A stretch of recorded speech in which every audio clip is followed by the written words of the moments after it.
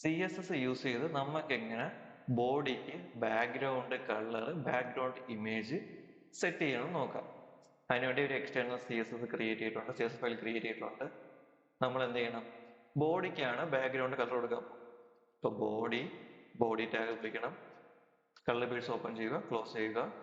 അതിനകത്ത് background minus colour എന്നുള്ള property ഉണ്ട്.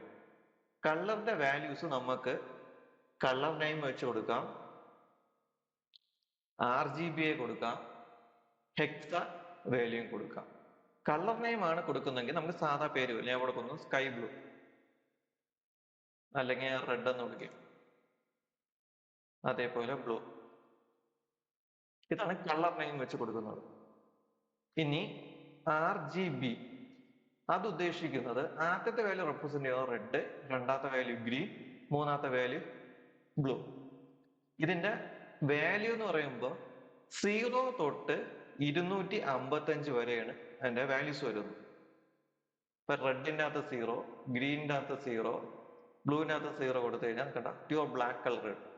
അപ്പൊ ഈ വാല്യൂസിന്റെ ഇടയിൽ ഏത് സംഖ്യ കൊടുക്കോ ആ കളറായിരിക്കും നമുക്ക് ഡിസ്പ്ലേയിൽ അല്ലെങ്കിൽ ബ്രൗസറിൽ കാണാൻ പറ്റുന്നത്.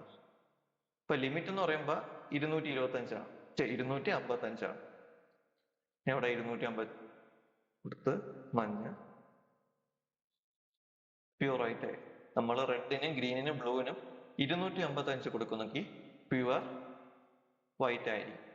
അപ്പൊ അതിന്റെ ഇടയിൽ നമുക്കൊരു മിസ്സിംഗ് കളർ, മിസ്സിംഗ് അല്ല, വേറെ റേഞ്ച് കൊടുക്കുക. ഞാൻ 100 കൊടുക്കുകയാണ്. ഏത് കളറെന്ന് എനിക്കറിയത്തില്ല, 1. അതേപോലെ RGB പോലെ RGBA എന്നും പറഞ്ഞൊരു വാല്യൂ ഉണ്ട്. ആ എ റെപ്രസെന്റ് ചെയ്യുന്നത് ആൽഫയാണ്. Red, green, blue, alpha.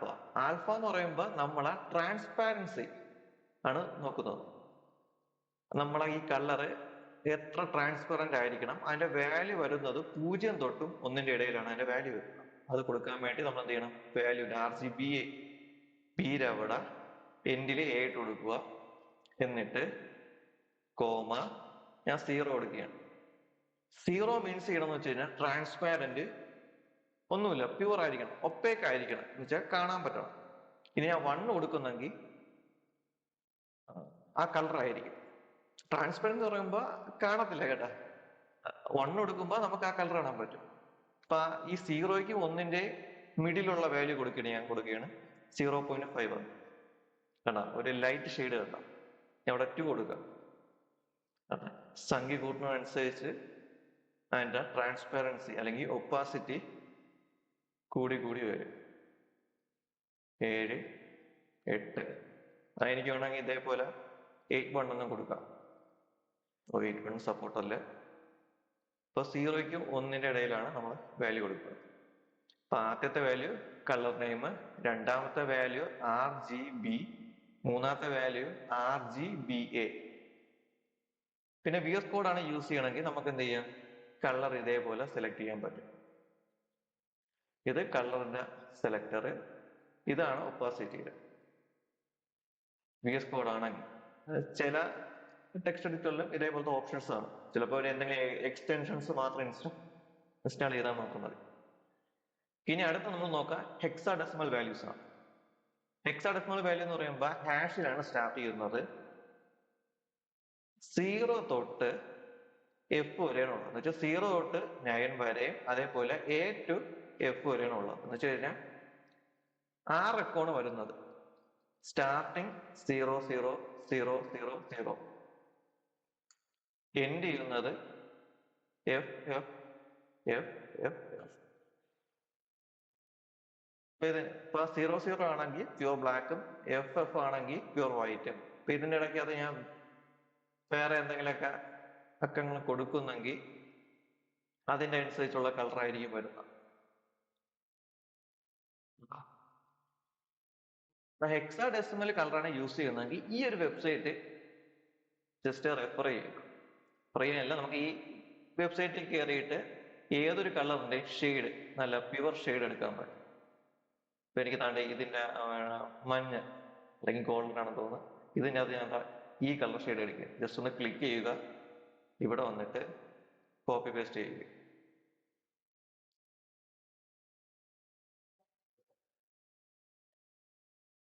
Okay. അപ്പൊ ഇതാണ് ബാക്ക്ഗ്രൗണ്ട് കളർ പ്രോപ്പർട്ടി. വാല്യൂസ് കൊടുക്കുന്നത് കുറച്ച് വാല്യൂസും ഉണ്ട്. അത്യാവശ്യത്തിന് ഇത് മാത്രം അറിഞ്ഞാൽ മതി. Colour name, RGB, RGBA, hexadecimal. പിന്നെ ഇതിന്റെ ട്രാൻസ്പെറൻസി കുറയ്ക്കണമെങ്കിൽ നേരെ ഇവിടെ കൊണ്ട് ഹൈലൈറ്റ് ചെയ്യുക. ഈ സ്ലൈഡർ നിങ്ങൾക്ക് ഇഷ്ടത്തിനുള്ള അനുസരിച്ച് മാറ്റാം.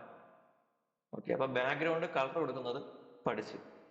ഓക്കെ. അതേപോലെ CSS എങ്ങനെ കമന്റ് ചെയ്യാം. കമന്റിന്റെ പ്രത്യേകത എന്ന് വെച്ച് കഴിഞ്ഞാൽ കമന്റ് ചെയ്ത സാധനം ഒരിക്കലും റൺ ചെയ്യത്തില്ല. അതെപ്പോഴും കമ്പൈലർ സ്കിപ്പ് ചെയ്ത് കളയും. അപ്പൊ കമന്റ് ചെയ്യാൻ വേണ്ടി യൂസ് ചെയ്യുന്ന ചിഹ്നം ഇതാണ്. സ്റ്റാർട്ടിങ്ങിൽ എന്ത് ചെയ്യണം? ഒരു സ്ലാഷും സ്റ്റാറും പിന്നെ എൻഡിൽ ഒരു സ്റ്റാറും സ്ലാഷും ഇങ്ങനെ കൊടുത്തു കഴിഞ്ഞാൽ അത് കമന്റ് ആവും.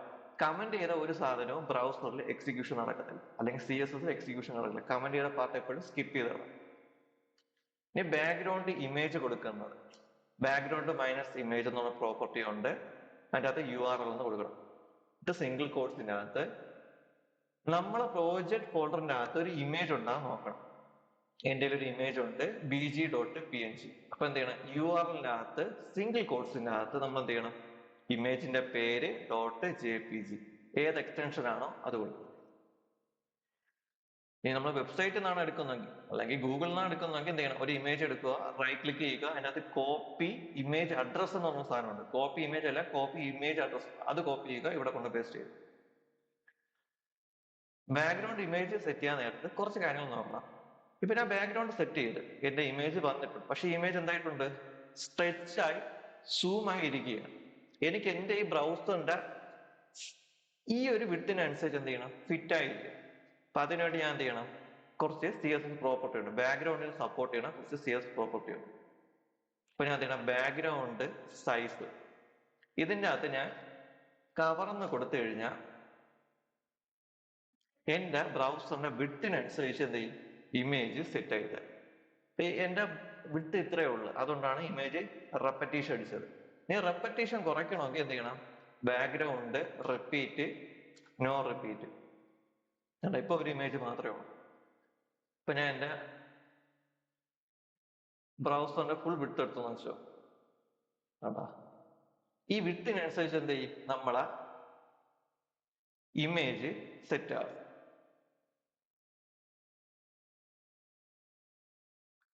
ഞാൻ ഇവിടെ എന്ത് കൊടുക്കുകയാണ്? ഒരു ഹൈറ്റ് കൊടുക്കുകയാണ്. ഹൈറ്റിന് 100 VH. ഇതിനെ വ്യൂ പോർട്ട് എന്നാണ് പറഞ്ഞത്. ഓക്കെ. അതേപോലെ ബാക്ക്ഗ്രൗണ്ടിന്റെ പൊസിഷൻ സെറ്റ് ചെയ്യാം. ഇപ്പൊ ഞാൻ കൊടുക്കുന്നു ബാക്ക്ഗ്രൗണ്ട് പൊസിഷൻ സെന്റർ. കണ്ട, ജസ്റ്റ് ഒന്ന് മാറിയിട്ടുണ്ട്.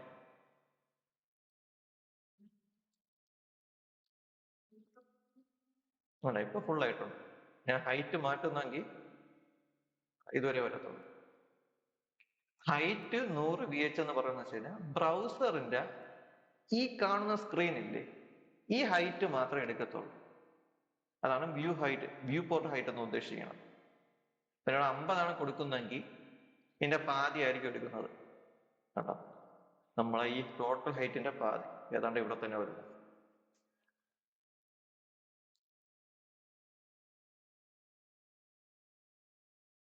നമുക്കൊരു ബാക്ക്ഗ്രൗണ്ടിന്റെ അകത്ത് ഒരു ഗ്രേഡിയൻ കളർ എങ്ങനെ സെറ്റ് ചെയ്യാന്ന് നോക്കാം. പിന്നെ ഇതുവരെ എന്ത് ചെയ്യുന്നു?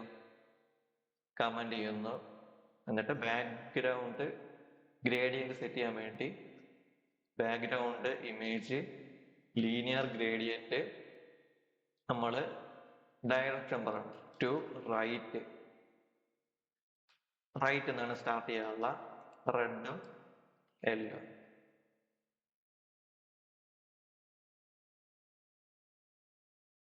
ഇവിടെ ലെഫ്റ്റ് കൊടുത്തു കഴിഞ്ഞാൽ ലെഫ്റ്റ്, ടോപ്പ്, ബോട്ടം. നമുക്ക് വേണമെങ്കിൽ ഡിഗ്രിയും കൊടുക്കാം. 45 ഡിഗ്രി, -45 ഡിഗ്രി. അങ്ങനെ നമുക്ക് എന്ത് ചെയ്യാം? ബാക്ക്ഗ്രൗണ്ട് ഇമേജ് യൂസ് ചെയ്ത് ലീനിയർ ഗ്രേഡിയന്റ് ബാക്ക്ഗ്രൗണ്ട് നമുക്ക് ബ്രൗസറിനകത്ത് സെറ്റ് ചെയ്യാൻ പറ്റും. അപ്പൊ ഇതിന്റെ ഒരു യൂസ് കേസ് എന്ന് പറയാൻ നേരത്ത് ഒന്ന് ഇതേപോലത്തെ ബാക്ക്ഗ്രൗണ്ട് ക്രിയേറ്റ് ചെയ്യാൻ വേണ്ടി, പിന്നെ ഉള്ളതെന്ന് വെച്ച് കഴിഞ്ഞാൽ നമ്മൾ ബാക്ക്ഗ്രൗണ്ട് ഇമേജ് ഇടുമ്പോൾ ഒരു വാൾപേപ്പർ സെറ്റ് ചെയ്യുമ്പോൾ ഒരു ഇമേജ് ബാക്ക്ഗ്രൗണ്ട് ഇമേജ് സെറ്റ് ചെയ്യാൻ നേരത്ത് ഇനി അവിടെ എൻ്റെ HTML കോഡിനകത്ത് ബോഡിക്കകത്ത് ഹലോ വേൾഡ് നമ്മൾ കൊടുക്കുക. ഓക്കെ, ഈ ഹലോ വേൾഡ് എന്താണ്? ഇപ്പൊ ബ്ലാക്ക് ആയതുകൊണ്ട് എനിക്ക് റീഡ് ചെയ്യാൻ പറ്റുന്നുണ്ട്. ഞാൻ ഈ H1ന്റെ കളർ ഒരു വൈറ്റ് കൊടുക്കുകയാണ്. H1ന് ടെക്സ്റ്റിന് കളർ കൊടുക്കാൻ വേണ്ടി കളർ പ്രോപ്പർട്ടീസ് ഉണ്ട്. ഇതിന്റെ അകത്ത് വാല്യൂസ് എങ്ങനെ കൊടുക്കാം? കളർ നെയിം കൊടുക്കാം, ഹെക്സാഡെസിമൽ കൊടുക്കാം, RGB കൊടുക്കാം, പിന്നെ HSL എന്നൊക്കെ ഉണ്ട്. പിന്നെ അവിടെ നേരെ കളർ നെയിം കൊടുക്കുകയാണ് വൈറ്റ്. വൈറ്റ് കൊടുത്തപ്പോ എന്താ എനിക്കിവിടെ റീഡബിലിറ്റി ഇല്ല. അപ്പൊ ഇങ്ങനത്തെ കേസിൽ നമ്മൾ എന്ത് ചെയ്യും? നമ്മളെ ബാക്ക്ഗ്രൗണ്ടിനകത്ത് ഒരു അഡീഷണൽ ഓവർ ലെയർ ക്രിയേറ്റ് ചെയ്യും. ഇഷ്ടം പോലെ വേസ് ഉണ്ട് ഓവർലേ ക്രിയേറ്റ് ചെയ്യാൻ വേണ്ടി. പിന്നെ ഒരു പെട്ടെന്ന് ക്രിയേറ്റ് ചെയ്യാൻ വേണ്ടി നമുക്ക് എന്ത് ചെയ്യാം? ലീനിയർ ഗ്രേഡിയന്റ് എന്നുള്ള ആ ഒരു മെത്തേഡ് യൂസ് ചെയ്യും. എന്ന് വെച്ചിട്ട് ഇവിടെ ഞാൻ ഹലോ വേൾഡ് കൊടുത്ത്, പക്ഷെ എനിക്ക് റീഡബിലിറ്റി ഇല്ല. അപ്പൊ ഞാൻ എന്ത് ചെയ്യണം? ആ ഇമേജ് ബാക്ക്ഗ്രൗണ്ട് ഇമേജിന്റെ അവിടെ ആദ്യത്തെ വാല്യൂ എന്ത് പാസ് ചെയ്യണം? Linear gradient. ലീനിയർ ഗ്രേഡിയന്റ് അകത്ത് ഞാൻ കൊടുക്കുകയാണ് ടു ബോട്ടം. എന്നിട്ട് എന്ത് കൊടുക്കുന്നു? നമ്മളെ ഹെക്സാ കോഡ് 00 അല്ലെങ്കിൽ ബ്ലാക്ക് കൊടുത്താലും മതി. ബ്ലാക്ക്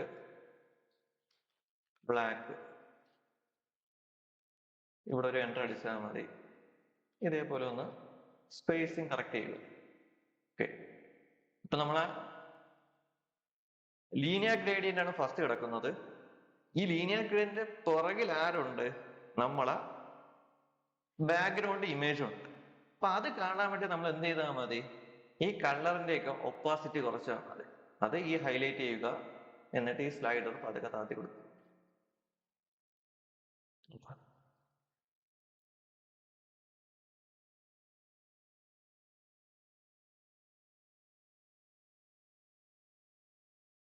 നിങ്ങളെ ഡിസൈൻ അനുസരിച്ച് റീഡബിലിറ്റി അനുസരിച്ച് അഡ്ജസ്റ്റ് ചെയ്താൽ മതി. ഓക്കെ, ഇപ്പൊ നമ്മളെ ബാക്ക്ഗ്രൗണ്ട് ഇമേജിന്റെ ഫ്രണ്ടിനകത്ത് ഒരു ഓവർലെയർ ഉണ്ട്, ഒരു ബ്ലാക്ക് ഓവർലെയർ.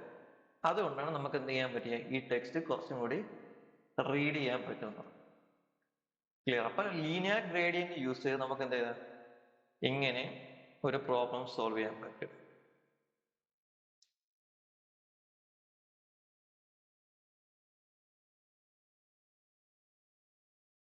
നമുക്ക് കളർ പ്രോപ്പർട്ടീസും ഫോണ്ട് പ്രോപ്പർട്ടീസും ടെക്സ്റ്റ് പ്രോപ്പർട്ടീസും കൂടി നോക്കാം. ഒരു ടെക്സ്റ്റിന് കളർ കൊടുക്കാൻ വേണ്ടി യൂസ് ചെയ്യുന്ന ഒരു CS പ്രോപ്പർട്ടിയാണ് കളർ. വാല്യൂസ് കൊടുക്കുന്നത് നമ്മളെ കളർ നെയിം, അതിനൊക്കെ ഹെക്സാ കോഡ്. നമുക്ക് ഹെക്സാ കോഡ് ഇഷ്ടമുള്ളത് കൊടുക്കാം, അല്ലെങ്കിൽ ഇവിടെ ഒന്ന് സ്ലൈഡർ വന്നിട്ട് മാറ്റി കൊടുത്താൽ മതി. അല്ലെങ്കിൽ RGB ആ രീതിയിൽ നമുക്ക് എന്ത് ചെയ്യാം? ടെക്സ്റ്റിന്റെ കളർ മാറ്റാൻ പറ്റും. ഇനി ഒരു ടെക്സ്റ്റിന്റെ സൈസ് കൂട്ടാൻ വേണ്ടി നമ്മൾ എന്താ യൂസ് ചെയ്യണം? ഫോണ്ട് പ്രോപ്പർട്ടി യൂസ് ചെയ്യണം. അപ്പൊ ടെക്സ്റ്റിന്റെ സൈസ് കൂട്ടാൻ വേണ്ടി ഫോണ്ട് സൈസ് എന്ന് പറഞ്ഞൊരു പ്രോപ്പർട്ടി ഉണ്ട്. അപ്പൊ അതിനകത്ത് ഡിഫാൾട്ട് ആയിട്ടുള്ള വാല്യൂസ് ആണ് കാണിക്കുന്നത്. നമുക്ക് വേണമെങ്കിൽ ഡിഫാൾട്ട് വാല്യൂസ് യൂസ് ചെയ്യാം, അല്ലെങ്കിൽ നമുക്ക് എന്ത് ചെയ്യാം? നമുക്ക് ഇതിനെ പോയിന്റ് സെറ്റ് ചെയ്യാൻ പറ്റും. ഇനി അവിടെ കൊടുക്കുകയാണ് 54 പിക്സല്. കേട്ടാ വലുതായി കേട്ടാ. അപ്പൊ ഈ പിക്സല് മാത്രമല്ല, ഇത്രയും യൂണിറ്റുകളും. അപ്പൊ നമുക്ക് പരിചയമുള്ള കേട്ട് പരിചയമുള്ള വാല്യൂസ് കൊടുക്കുക. 1 സെന്റിമീറ്റർ ഞാൻ അവിടെ കൊടുക്കുകയാണ് 12 സെന്റിമീറ്റർ. കേട്ടാ, ടെക്സ്റ്റ് വലുതായി കേട്ടാ. 12 സെന്റിമീറ്റർ ആയിരിക്കും ഓരോ ടെക്സ്റ്റ് എടുക്കുന്നത്. അത് കണക്ക് തന്നെ 12 ഇഞ്ച് IN എന്ന് മാത്രം കൊടുത്താൽ മതി. അത് കണക്ക് തന്നെ 3 REM. REM സൂചിപ്പിക്കുന്നത് വെച്ച് കഴിഞ്ഞാൽ ഒരു REM 16 പിക്സലാണ്. അപ്പൊ 3 REM എന്ന് പറയുമ്പോൾ 16 ഇൻറ്റു 3. ഒരു REM 16 പിക്സലാണ്. അപ്പൊ നമുക്ക് പെട്ടെന്ന് സൈസ് കൂട്ടാനൊക്കെ ഇത് മതി, ആ ഒരു കണക്കനുസരിച്ച്. പിന്നെ നമുക്ക് പെർസെൻറ്റേജ് ഉണ്ട്. പെർസെൻറ്റേജ് കൊടുക്കുമ്പോൾ എപ്പോഴും ശ്രദ്ധിക്കണം, നമ്മൾ ആ ബ്രൗസറിനെ ഡിപ്പെൻഡ് ചെയ്തിരിക്കും അതിന്റെ സൈസ്. ഇപ്പൊ ബ്രൗസർ വലുതാവുന്ന അനുസരിച്ച് ആ ബ്രൗസറിന്റെ 3% ബ്രൗസറിന്റെ വിഡ്ത്ത് ഹൈറ്റിന്റെ 3% അത് സൈസ് കുറയുന്നതനുസരിച്ച് 3% വ്യത്യാസം വരും. അവിടെ ഇപ്പൊ 300 കൊടുത്തു കഴിഞ്ഞാൽ ബ്രൗസറിന്റെ 300% അപ്പൊ പെർസെൻറ്റേജ് കൊടുക്കാൻ നേരത്തെ എപ്പോഴും നോക്കിയും കണ്ട് കൊടുക്കണം. എപ്പോഴും തെറ്റ് വരാനുള്ള ചാൻസ് ഉണ്ട്. സെന്റിമീറ്റർ ഉണ്ട്, ഇഞ്ച് ഉണ്ട്, മില്ലിമീറ്റർ ഉണ്ട്. ഇഷ്ടമുള്ള വാല്യൂസ് നമുക്ക് കൊടുക്കാം. നമുക്കിവിടെ പിക്സൽ കൊടുക്കാം. ഇപ്പൊ ഫോണ്ട് സൈസ് യൂസ് ചെയ്ത് നമുക്ക് എന്ത് ചെയ്യാം, ഒരു ടെക്സ്റ്റിന്റെ സൈസ് കൂട്ടാനും കുറയ്ക്കാനും പറ്റും. അത് കണക്ക് തന്നെ ഫോണ്ട് വെയിറ്റ് യൂസ് ചെയ്ത് നമുക്ക് എന്ത് ചെയ്യാൻ പറ്റും, ഒരു ടെക്സ്റ്റിന്റെ ബോൾഡ് കട്ടിക്ക് ചെയ്യാനും ബോൾഡർ ആക്കാനും പറ്റും.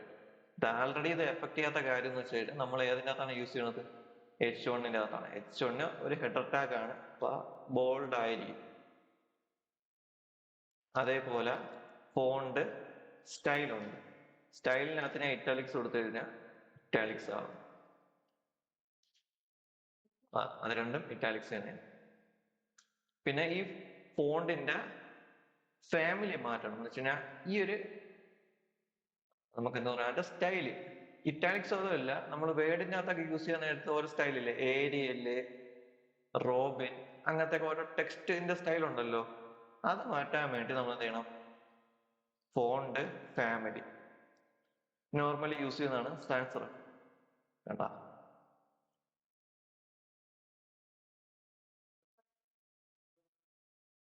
അടുത്തുള്ളത് ഫോണ്ട് വേരിയന്റ് ആണ്. വേരിയന്റ് അകത്ത് ഞാൻ ഇപ്പൊ സ്മാൾ ക്യാപ്സ് കൊടുത്തു കഴിഞ്ഞാൽ എന്റെ ഈ ടെക്സ്റ്റിനെ എല്ലാത്തിനെ സ്മാൾ ക്യാപ്സിലോട്ട് കൺവേർട്ട് ചെയ്യും. കണ്ട, ഇവിടെ ഈ H വലുതാണ്, ബാക്കി ലോവർ കേസ് ഉള്ളതിനെ എല്ലാത്തിനെ അപ്പറിലോട്ട് മാറ്റി. ഇവിടെ ആപ്പാട് അപ്പർ കേസ് വരുന്നത് H മാത്രമേ ഉള്ളൂ, പിന്നെ W കൂടി അപ്പർ കേസിലോട്ട് മാറ്റുന്നു. ആ ഒരു വ്യത്യാസം കണ്ട. അപ്പൊ ഇതാണ് ഫോണ്ട് വേരിയന്റ്. ഓക്കെ, ഇനി നമുക്ക് കുറച്ച് ടെക്സ്റ്റിന്റെ പ്രോപ്പർട്ടീസ്, ഫോണ്ടിന്റെ പ്രോപ്പർട്ടീസ് നോക്കി. ഇനി അടുത്ത ടെക്സ്റ്റിന്റെ അകത്ത് ഫസ്റ്റ് നോക്കാൻ പോകുന്നത് ടെക്സ്റ്റ് അലൈൻ ആണ്. ടെക്സ്റ്റിന്റെ പൊസിഷൻ എവിടെ വേണം, ലെഫ്റ്റ് ആണോ റൈറ്റ് ആണോ സെന്റർ. ആ സെന്റർ കൊടുത്തു കഴിഞ്ഞാൽ സെന്ററിൽ വരും. ലെഫ്റ്റ് ആണ് ഡിഫാൾട്ട് വാല്യൂ, നമ്മൾ കൊടുത്തില്ലെങ്കിൽ അതായിരിക്കും വർക്ക് ആവും. പിന്നെ റൈറ്റ്, പിന്നുള്ളത് ജസ്റ്റിഫൈ ആണ്. ജസ്റ്റിഫൈ എന്ന് പറയുമ്പോൾ തോനെ പാരഗ്രാഫ്, നമുക്കൊരു പാരഗ്രാഫ് ക്രിയേറ്റ് ചെയ്യാം. പി എടുക്കുന്നു, ഒരു പാരഗ്രാഫ് ജനറേറ്റ് ചെയ്ത് എന്നിട്ട് നമുക്ക് അതിന് കളർ കൊടുക്കാം. വൈറ്റ്, ഇനി അവിടെ ടെക്സ്റ്റ് അല്ലെ ജസ്റ്റിഫൈ നമുക്ക് കുറച്ച് PR പാസ് ചെയ്യാം.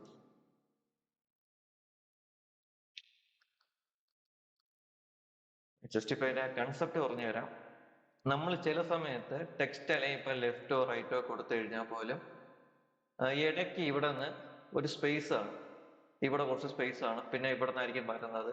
അങ്ങനത്തെ ഒരു സെയിം വിട്ട് എടുക്കത്തില്ല, ഒരു കൺസിസ്റ്റൻസി വിട്ട് കാണത്തില്ല. അപ്പൊ എല്ലാ സെയിം വിട്ടിൽ എടുക്കാൻ വേണ്ടി അല്ലെങ്കിൽ സെയിം അലൈൻമെന്റിൽ എടുക്കാൻ വേണ്ടിയാണ് നമ്മൾ എന്താ യൂസ് ചെയ്യണത്, ജസ്റ്റിഫൈ യൂസ് ചെയ്യണം. നമുക്ക് എന്റെ ഫോണ്ട് സൈസ് ഞാൻ നോക്കുകയാണ് 24 px. ഇനി ഒന്ന് ലെഫ്റ്റ് അടിച്ചു നോക്കാം, അവന്ന് കൂട്ടി നോക്കാം 44. ഇവിടെ നോക്കാൻ നേരത്തണ്ട, ഇവിടെ ഒരു സ്പേസ് ഉണ്ട്, ഇവിടെ ഒരു സ്പേസ് ഉണ്ട്, അതൊരു കാണാൻ ഒരു ഗുമ്മിൽ. അപ്പൊ നമുക്ക് എന്താണ് എല്ലാ സെന്റൻസും എന്ത് ചെയ്യണം, സെയിം അലൈനിൽ വരും. അപ്പൊ നമ്മൾ എന്ത് ചെയ്യണം, ലെഫ്റ്റ് മാറ്റിയിട്ട് ജസ്റ്റിഫൈ ഒന്ന് പാസ് ചെയ്തു. ഓക്കെ, ഇനി അടുത്ത ടെക്സ്റ്റ് ട്രാൻസ്ഫോം. ഈ ടെക്സ്റ്റ് ട്രാൻസ്ഫോമിന്റെ അകത്ത് ഞാൻ ക്യാപിറ്റലൈസ് ആണ് കൊടുക്കുന്നെങ്കിൽ എല്ലാ വേർഡിന്റെ ആദ്യത്തെ അക്ഷരം ക്യാപിറ്റൽ ആയിരിക്കും. നോക്കിയാൽ മതി, ഔട്ട്പുട്ട് നോക്കിയാൽ മതി. ഓക്കെ, അത് കണക്ക് ഞാൻ ഇപ്പൊ അപ്പർ കേസ് ആണ് കൊടുക്കുന്നെങ്കിൽ എല്ലാ ലെറ്റേഴ്സും എന്തായിരിക്കും, അപ്പർ കേസിലായിരിക്കും. ലോവർ കേസിലാണ് കൊടുക്കുന്നെങ്കിൽ എല്ലാ ടെക്സ്റ്റും ലോവർ കേസ് ആയിരിക്കും. നമ്മള് കൺട്രോൾ ഷിഫ്റ്റ് പ്രസ് ചെയ്ത് കഴിഞ്ഞാൽ ഇതേപോലെ സജഷൻസ് കാണിക്കും VS കോഡിന്റെ അകത്ത്. ഞാൻ അവിടെ കൊടുക്കുകയാണ് ക്യാപിറ്റലൈസ്.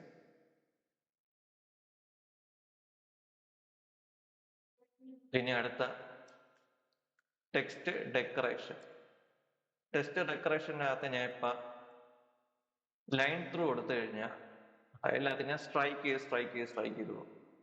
അതേപോലെ അണ്ടർലൈൻ കൊടുത്തു കഴിഞ്ഞാൽ നമ്മൾ സാധാ അണ്ടർലൈൻ പോലെ വരും. നിനക്ക് ഓവർലൈൻ കൊടുത്തു കഴിഞ്ഞാൽ മുകളിലായിട്ട് വരും.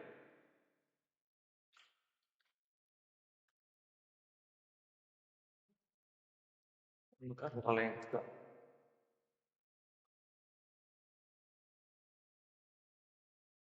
ഇനി നമുക്ക് ഈ പാരഗ്രാഫിന്റെ ലൈന്, ഓരോ ലൈനിന്റെ ഗ്യാപ്പ് അഡ്ജസ്റ്റ് ചെയ്യണം. ഒരു ലൈനിന് കുറച്ച് സ്പേസ് വേണം, അടുത്ത ലൈനിന് കുറച്ച് സ്പേസ് വേണം. അതിനുവേണ്ടി യൂസ് ചെയ്യുന്ന പ്രോപ്പർട്ടിയാണ് ലൈൻ ഹൈറ്റ്. ഞാൻ ഇവിടെ കൊടുക്കുന്നു ലൈൻ ഹൈറ്റ്, ഞാൻ ഇവിടെ കൊടുക്കുന്നു 2 REM. ഒരു REM എന്ന് പറയുമ്പോൾ 16 PX ആണ്. അപ്പൊ 2 കൊടുത്തപ്പോൾ കുറച്ചും കൂടി കൺജസ്റ്റ് ആയ, മീൻസ് ചേർന്ന് വന്നു. 1 കൊടുക്കുമ്പോൾ നോക്ക് എല്ലാം കൂടി ഒത്തായി. ഞാൻ ഇവിടെ 0 കൊടുക്കുന്നെങ്കിൽ ഇതെല്ലാം ഒറ്റ ലൈൻ ആയിരിക്കും. ഓക്കെ, നമുക്കൊരു 4 കൊടുത്തു നോക്കാം.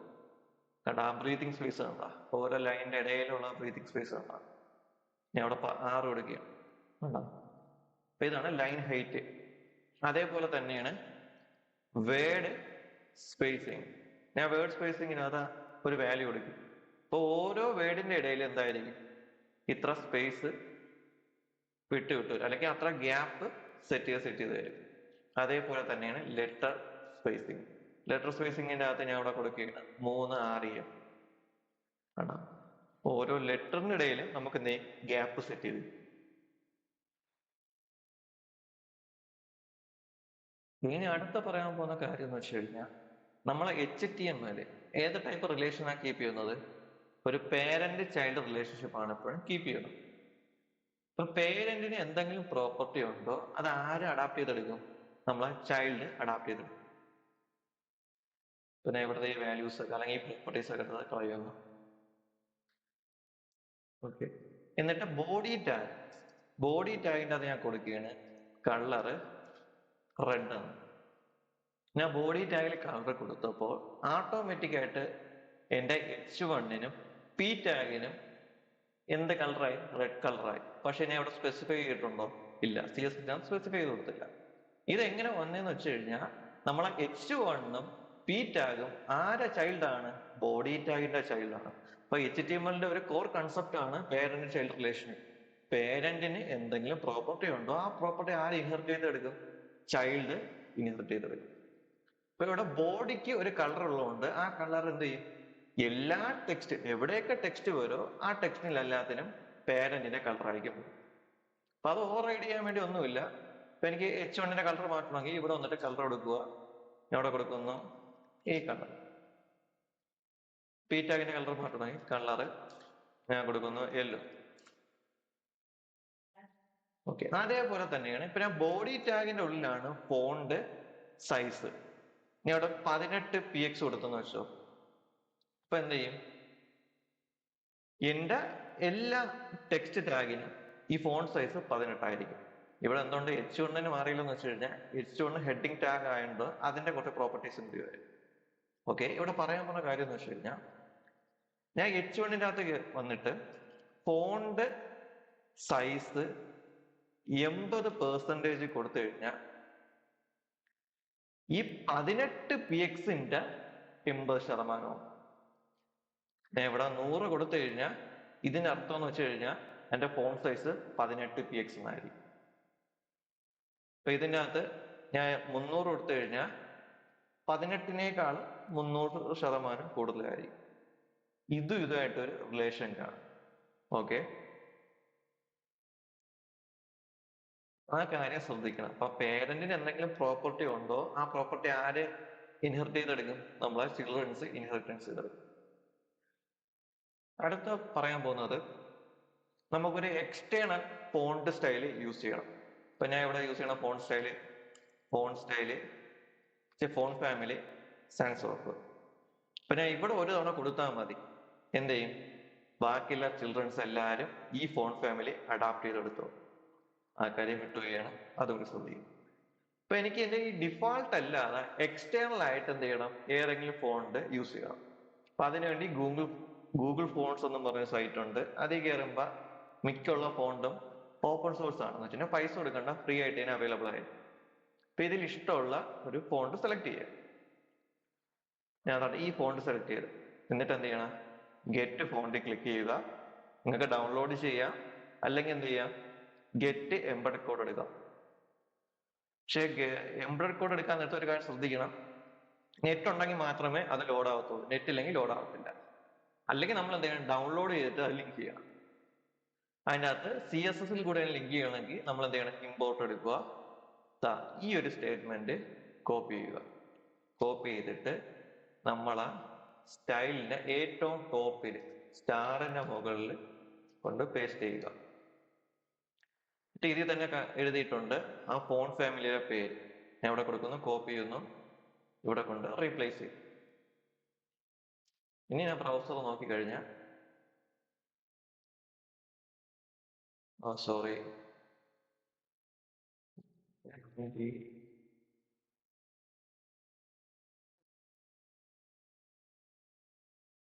മിസ്റ്റേക്ക് ഒന്ന്, നമ്മൾ എടുത്തേക്കണ ഫോണ്ടിന്റെ പേര്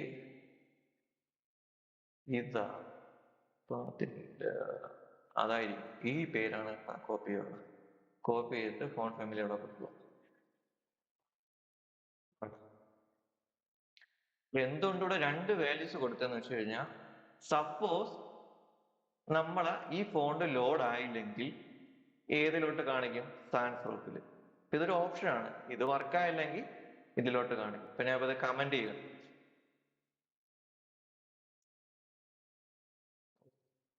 ക്യാഷ് മെമ്മറി ഉള്ളതുകൊണ്ടായിരിക്കും മാറാത്തത്. അപ്പൊ ഒരു തവണ ഇത് വർക്ക് ആയില്ലെങ്കിൽ ഏത് എക്സിക്യൂട്ട് ആവും, സാൻസ് പ്രൂഫ് എക്സിക്യൂട്ട് ചെയ്യും.